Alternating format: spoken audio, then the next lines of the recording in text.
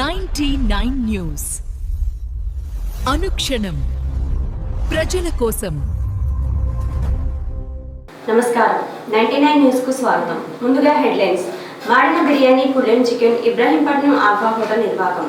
వర్షంలోనూ భరోసా. అమెరికా యుద్ధాన్ని పునః ప్రారంభించే అవకాశం ఉందని ఇరాన్ వెల్లడించింది. రాయచోటిలో రెచ్చిపోయిన మంత్రి అనుచరులు. పీఎంజే జ్యువెలరీ షాప్ లో కాల్పుల కలకలం. హన్మకొండలో ఎర్రగట్టు గుడ్డ జాన్సన్ సాయుధ పోలీసుల మమ్మల తనిఖీ. పూసపంచి మండలంలో భారీ వర్షం. ఇబ్రహీంపట్నంలో స్థానిక ఆలయ హోటల్ నిర్వాహకుల తీరు మారడం లేదు. ఒక వినియోగదారుడికి మాడిన బిర్యానీ రైస్, కుళ్ళిన చికెన్ అంటగట్టారు. సేకరించిన వివరాల ప్రకారం కొండపల్లికి చెందిన యువకుడు ఇబ్రహీంపట్నం ఆల్ఫా హోటల్లో మధ్యాహ్నం చికెన్ మండి ఫ్యామిలీ ప్యాక్ తీసుకువెళ్ళాడు.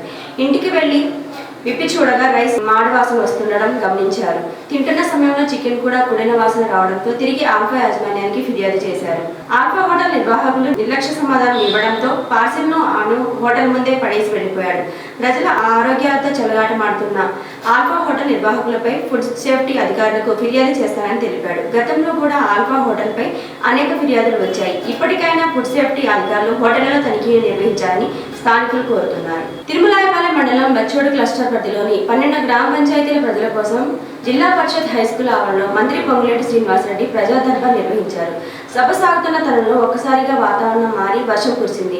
జనం చెల్లాచెదరవుతున్న సమయంలో మంత్రి అధికారులను అప్రమత్తం చేశారు. వెంటనే పాఠశాలలోని ఒక తరగతి గదిలోకి వెళ్లి అక్కడే బెంచులపై కూర్చొని ప్రజల నుంచి అర్జీలను స్వీకరించారు. వర్షంలో తడుస్తూ వచ్చిన బాధితులకు నేనున్నాను, మీ సమస్యలు త్వరగా పరిష్కరిస్తాం అని హామీనిచ్చారు. అంతకుముందు సభను ఉద్దేశించి మంత్రి ప్రసంగిస్తూ ప్రజలు తమ సమస్యల కోసం ఆఫీసుల చుట్టూ చెప్పులు అడిగేలా తిరిగే పాత పద్ధతులకు స్వస్తి పలకాలి.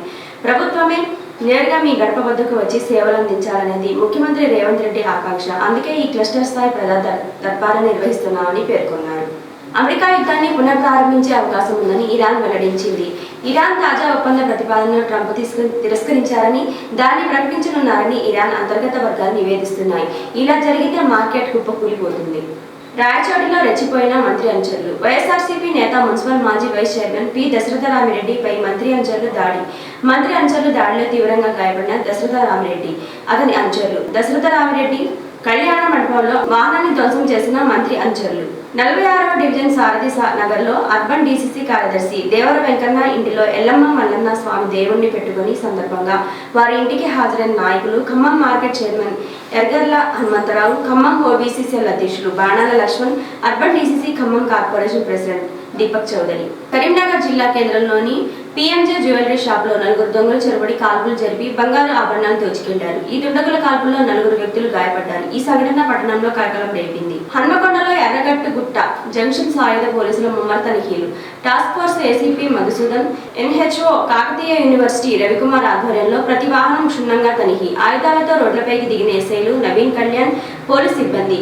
కిడ్స్ క్రాస్ రోడ్డు వద్ద పటిష్ట బందోబస్తు. నగరంలోకి వచ్చే మార్గాలపై ఉక్కుపాదం. పూసమంచి మండలంలో భారీ వర్షం. ఈదురుగాలులు, ఉరుములు, మెరుపులతో భారీగా కురుస్తున్న వాన. కొనుగోలు కేంద్రాల్లో తడిసిన ధాన్యం, మొక్కజొన్నలు రక్షించుకునేందుకు పరుగులు పెట్టిన రైతన్నలు. శ్రీ పొట్టి శ్రీరాములు నెల్లూరు జిల్లా కోవూరు మండలం పడుగపాడు గ్రామంలో కోవూరు మండలం వైసీపీ యువజన విభాగం అధ్యక్షులు మల్లవరపు చిరంజీవి శ్రీమతి భారతీల నూతన గృహప్రవేశంలో పాల్గొని వారికి శుభాకాంక్షలు తెలిపిన మాజీ మంత్రివర్యులు, వైసీపీ రాష్ట్ర పీఏసీ సభ్యులు నల్లపురెడ్డి ప్రసన్న కుమార్ రెడ్డి.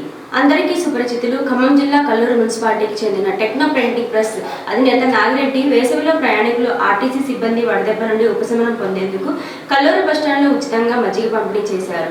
ఉచిత మజ్జిగ పంపిణీ దాత టెక్నో నాగిరెడ్డి కుటుంబ సభ్యులకు టీం సత్తుపల్లి తరపున, ప్రయాణికుల తరపున, కల్లూరు ప్రజల తరపున ప్రత్యేకమైన అభినందనలు, ధన్యవాదాలు తెలియజేశారు. ఈ వార్తలు ఇంతటితో సమాప్తం. 99 న్యూస్ అనుక్షణం ప్రజల కోసం.